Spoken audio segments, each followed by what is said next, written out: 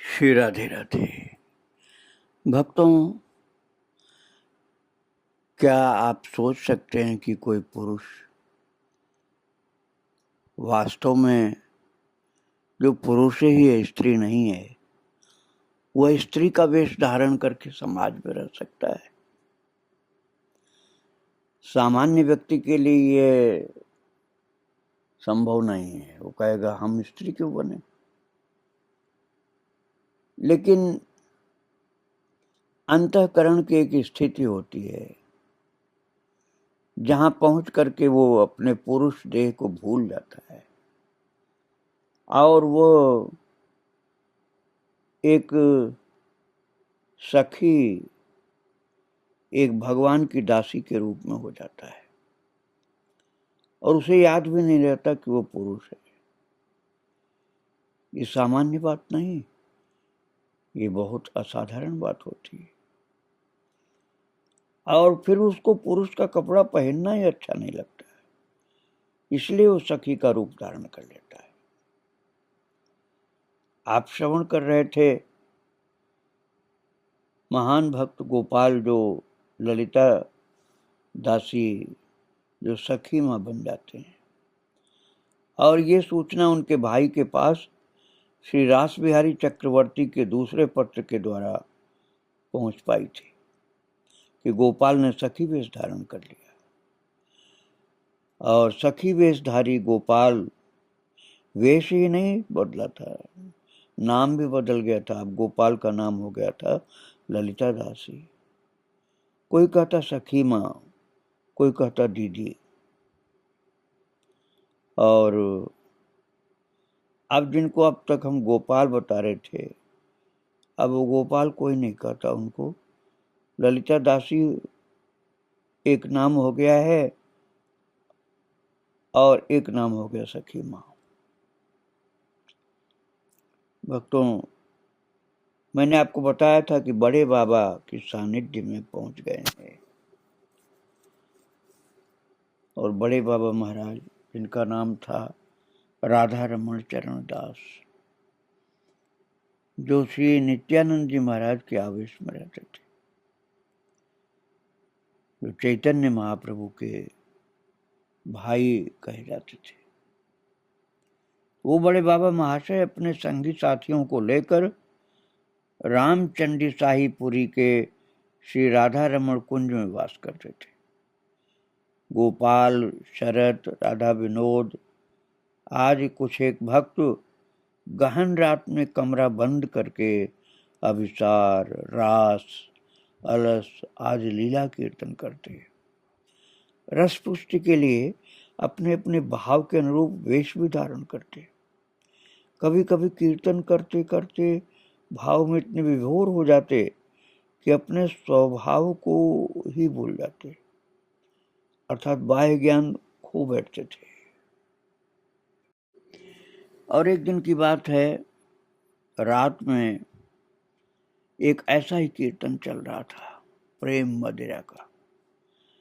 ऐसी अवस्था हो गई कि श्री कृष्ण वेशी शरत और श्री राधा वेशी राधा विनोद युगल, अर्थात राधा कृष्ण के आवेश में सुसज्जित शैया पर लेट गए। गोपाल आविष्ट थे ललिता भाव में। उन्होंने एक कोने में बैठे बैठे रात काट दी पूरी। सुबह पक्षियों के कलरव से निद्रा टूटी तो गोपाल को छोड़ अन्य सभी लोग कमरे से बाहर निकल वेश बदल अपने अपने काम में लग गए। लेकिन गोपाल अब भी ललिता सखी के आवेश में थे।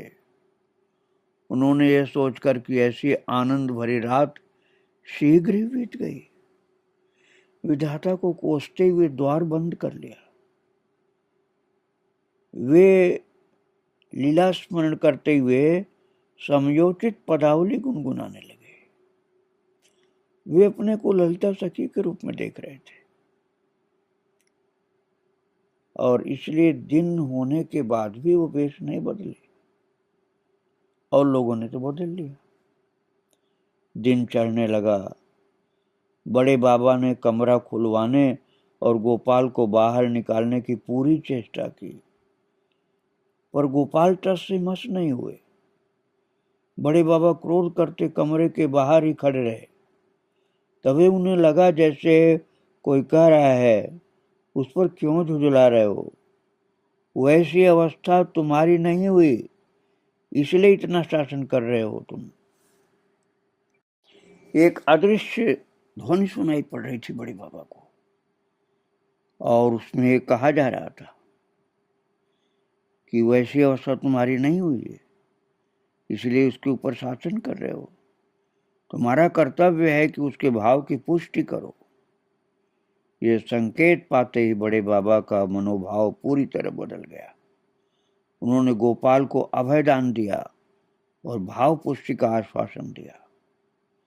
गोपाल कमरे से निकलकर उनके चरणों में गिर गए जाकर के। महापुरुष ने भुजाएं फैला करके आओ आओ कह करके उन्हें उठा लिया। गोपाल अभी तक भी सखी वेश में ही थे।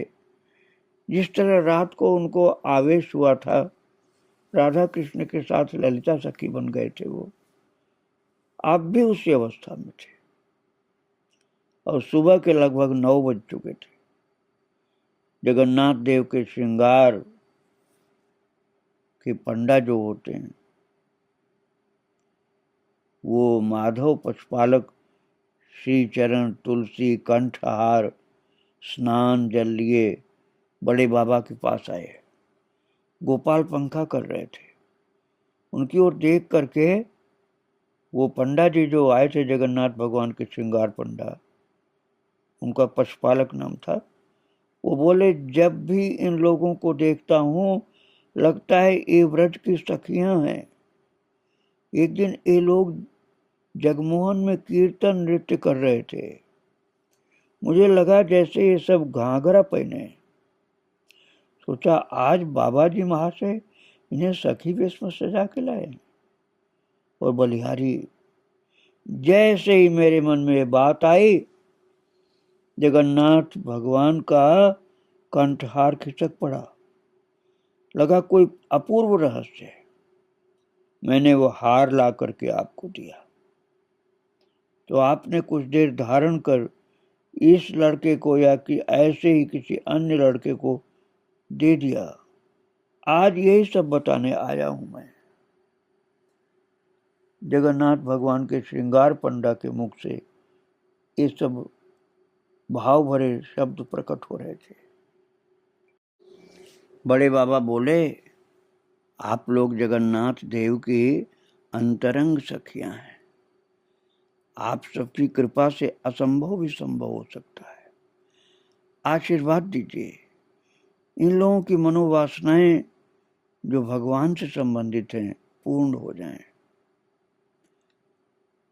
बड़े बाबा का संकेत पाकर के गोपाल ने, जो पंडा जी आए हुए थे भगवान के पशुपालक जी महाराज, उनके चरण स्पर्श किए।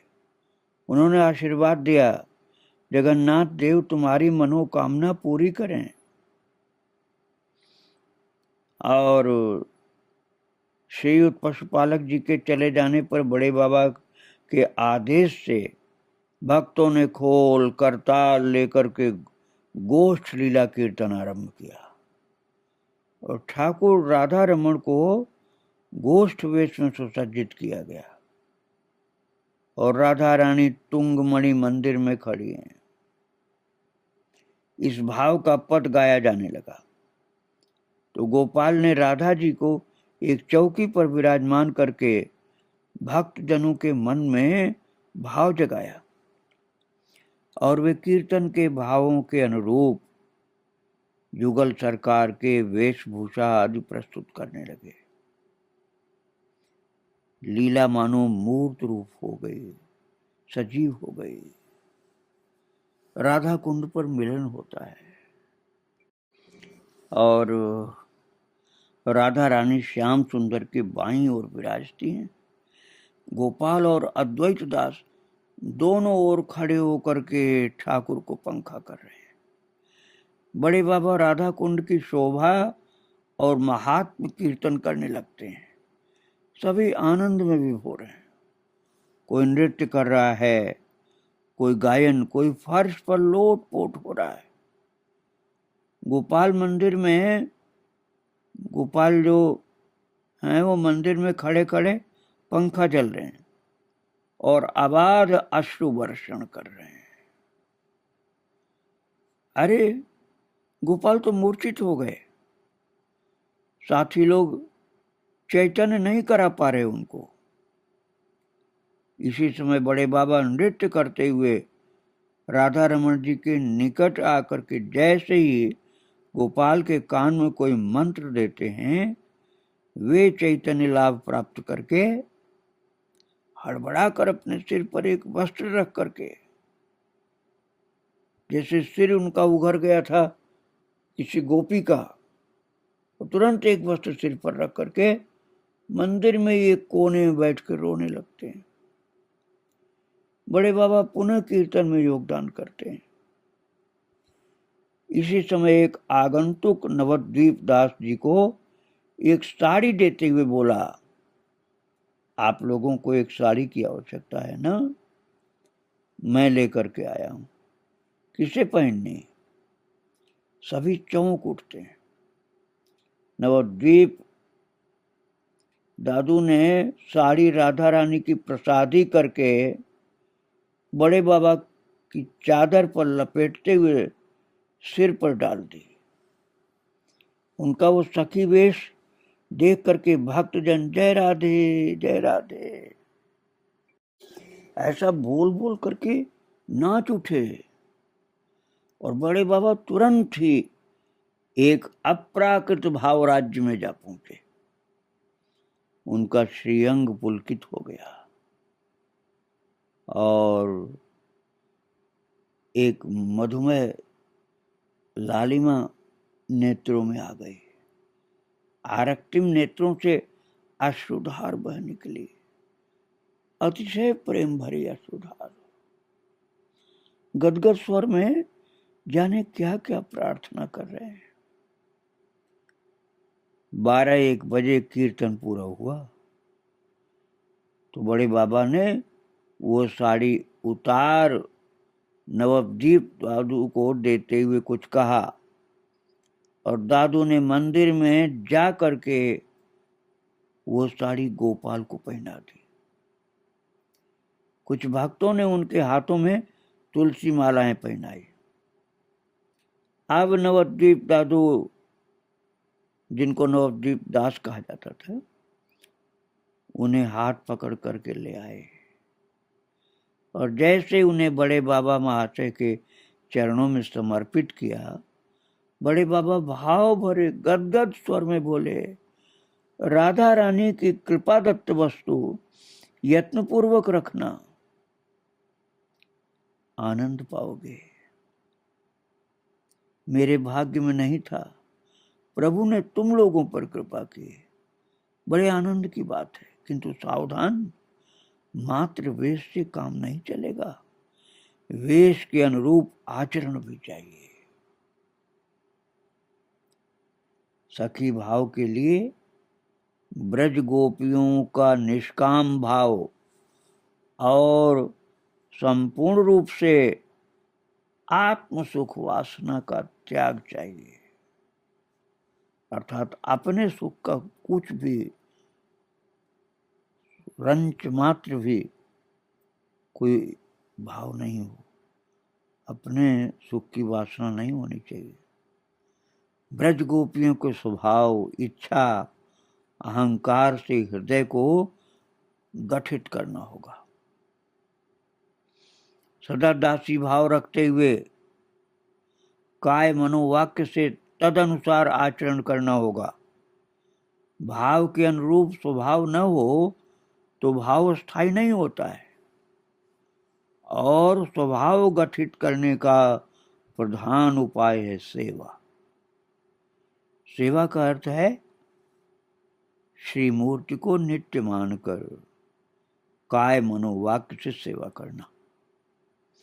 प्राणी मात्र को श्री गुरु का प्रकाश जान वैष्णव और कृष्ण को अभिन्न मान सेवा करोगे तो अभीष्ट वस्तु प्राप्त होगी। भक्तों, नवद्वीप दादू और अन्यान्य भक्तजनों की इच्छा थी कि गोपाल के वेशांतर के पश्चात उनका नाम ललिता दासी रखा जाए, क्योंकि अब वो अंदर से वो पूरे ललिता दासी ही बन गए थे, ललिता बन गए थे वो। अब पुरुष अपने को मानते ही नहीं थे वो, क्योंकि उनके मन ने, उनके अंतःकरण ने पुरुषत्व तो त्याग दिया था। बड़े बाबा महाशय ने इसके लिए अपनी स्वीकृति दे दी। इस प्रकार गोपाल ललिता दासी बन गए और गोपाल के बड़े भाई श्री दीनबंधु भट्टाचार्य ने रास बिहारी का दूसरा पत्र पा करके अपने एक शिष्य अटल बिहारी को पुरी भेजा था। अब ये जिस समय की बात है, ये बात है लगभग 150 वर्ष पहले की। उस समय एक भक्त थे अटल बिहारी, जिनकी बात आपने सुना। उनको पुरी भेजा था। उद्देश्य था कह सुन करके, समझा बुझा करके गोपाल को घर लौटा लाना। पता नहीं वो महापुरुष बड़े बाबा की शक्ति थी या प्रभु की इच्छा, जो लौटा लाने के लिए गए, वह स्वयं वैष्णव सन्यास लेकर के वहीं रह गए। फिर पहुंचे वो भक्त अटल बिहारी के बड़े भाई हरि बाबू, और उनकी भी वही परिणति हुई। इस बार दीनबंधु बाबू स्वयं पहुंचे और उन्होंने नाना प्रकार से समझाया अपने भाई गोपाल को कि ये सखी वेश क्यों पहन ली हो, घर चलो। पर गोपाल अडिग रहे और उपाय न देख करके उन्होंने पुलिस लेकर के आने की बात कही। इस पर गोपाल एक बार बड़े भाई की ओर, एक बार बड़े बाबा की ओर देख करके दंडवत प्रणाम करके कमरे में चले गए। दीनबंधु महाशय निराश निरुपाय हो कलकत्ता को लौट गए और गांव में माँ गौर सुंदरी के पास जब ये खबर पहुंची कि गोपाल सन्यासी हो गया, तो कुछ दिन तो वो खूब रोई धोई, पर धीरे धीरे पुरानी बातें याद करके, जो ज्योतिषी महाराज ने गोपाल के बचपन में कहा था, उन पुरानी बातों को याद कर करके, ज्योतिषी ने कहा था ना कि ये एक अलग वेश में रहेगा आगे चल के। ज्योतिषी और सन्यासी की बात सोच सोच करके मन को समझाने लगे। ज्योतिषी थे श्री रामचंद्र सर्वज्ञ। उन्होंने कहा था कि बच्चे का सांसारिक सुख भोग वाला पक्ष कुछ ऐसा ही है। और गोपाल के बचपन में एक सिद्ध सन्यासी मिले थे, जिन्होंने कहा था अपनी एक अद्भुत दिव्य वाणी से कि 1000 चेष्टा करके भी इसे घर में नहीं रख पाओगे। शायद आप लोगों को याद आ रही हो बात, बचपन में कहा था उस सिद्ध संत ने कि 1000 चेष्टा कर लोगे तब भी इस बालक को घर में नहीं रख पाओगे। भक्तों, अब उन्हीं गोपाल को लोग ललिता दासी और सखी माँ भी कहने लगे थे। उन सखी माँ के छोटे भाई दिनेश भट्टाचार्य बताते हैं कि साधु शास्त्र कहते हैं कि गोपी अनुगत्य में श्री कृष्ण भजन करना हमारा कर्तव्य होता है। इस अनुगत्य की व्याख्या लोग भिन्न भिन्न प्रकार से करते हैं। परम करुणामयी महाभाव स्वरूपिणी राधा रानी यदि करुणा करके गोपी भाव प्रदान कर श्री कृष्ण की सेवा के योग्य न बनाए तो मात्र वेश धारण करने से या दिखावा के आचरण से कुछ नहीं होगा। किंतु गोपाल कृष्ण के ऊपर तो पूरी कृपा हो गई थी। गोपाल कृष्ण ने अपनी इच्छा से सखी वेश धारण नहीं किया था। उन्होंने राधा रानी की अपार करुणा से वेश परिवर्तन के साथ साथ वेशोचित साधना की शक्ति भी प्राप्त की थी।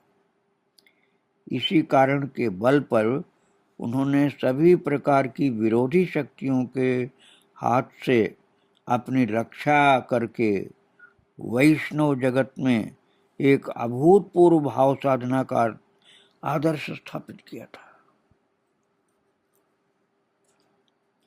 और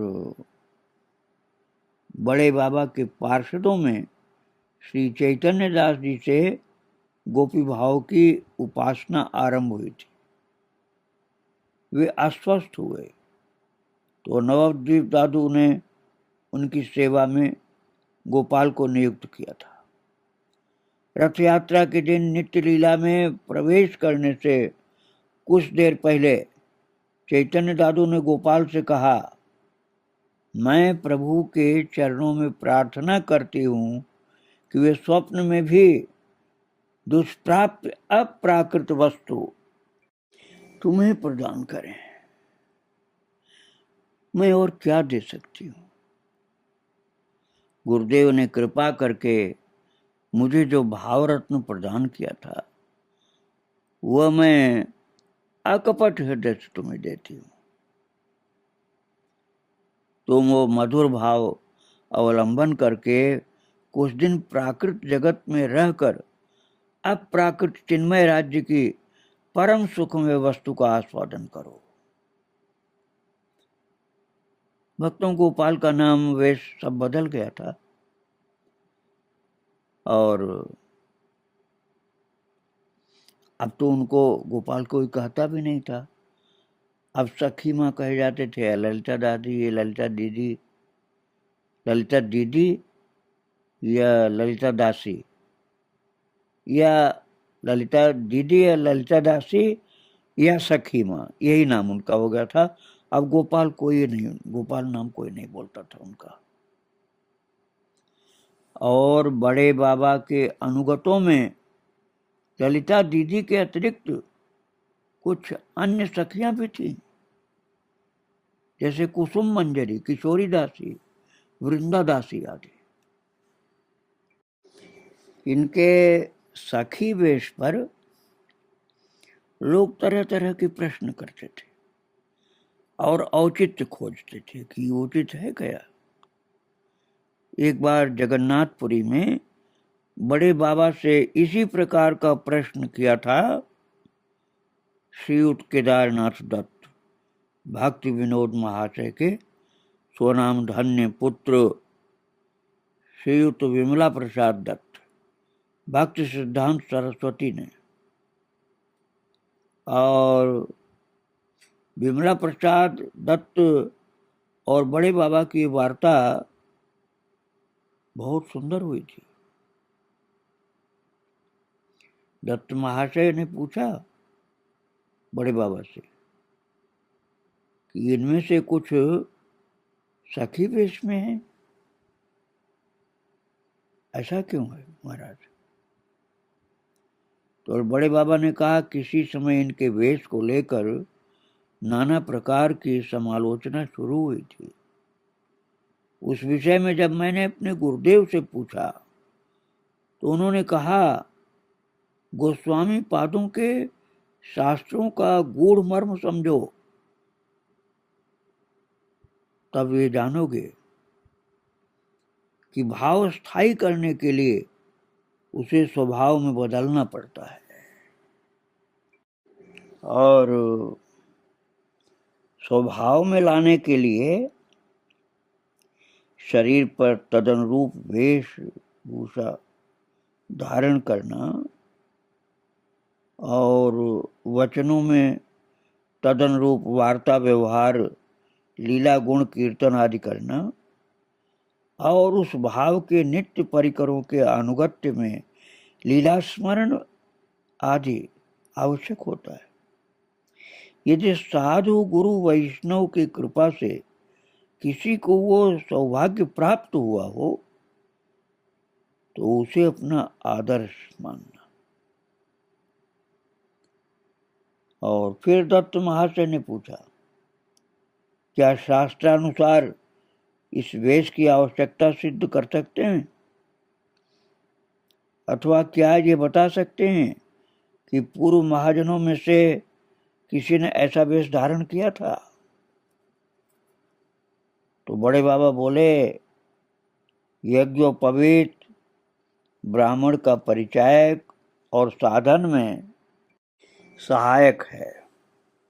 इसी प्रकार सन्यासी का त्रिपुंड गेरुआ वस्त्र, दंडी का त्रिदंड, शैव के रुद्राक्ष विभूति व्याघ्र चर्म, वैष्णव के तिलक तुलसी माला, ये क्या शास्त्र सम्मत नहीं है? क्या सधवा स्त्री का शंख सिंदूर और स्वामी का द्योतक नहीं है? सधवा स्त्री सिंदूर लगाती है तो उसके स्वामी का द्योतक होता है। रही सखी भाव की बात तो श्री राय रामानंद संवाद, राय रामानंद संवाद, भक्तों ये चैतन्य महाप्रभु के शिष्य थे राय रामानंद। तो बड़े बाबा ने कहा कि राय रामानंद संवाद पढ़ने से इसकी आवश्यकता अच्छी तरह से समझ में आ जाएगी। राय ने कहा था ऐसा। उन्होंने कहा था, श्री राधा कृष्ण लीला अत्यंत गूढ़ है, जिसमें प्रवेश करने का अधिकार एकमात्र सखियों को है। सखियों से ही इस लीला का विस्तार होता है, उन्हीं से इसकी पुष्टि होती है। कुंज में जुगल सेवा ही साध्य है, जिसे पाने का एकमात्र उपाय सखी भाव से सखियों का अनुगत्य है। इस प्रकार से बड़े बाबा ने प्रमाण सहित बता दिया कि जिसके ऊपर प्रभु की कृपा होती है, जब वो सखी बन जाता है तो उसका ये वेश अनुचित नहीं होता है। आगे भक्तों इस विषय में और मैं आपको बताऊंगा। आज ललिता दासी और उनके गुरुदेव बड़े बाबा को प्रणाम करके यहीं विराम दे रहा हूँ। श्री राधे राधे, जय श्री राधे।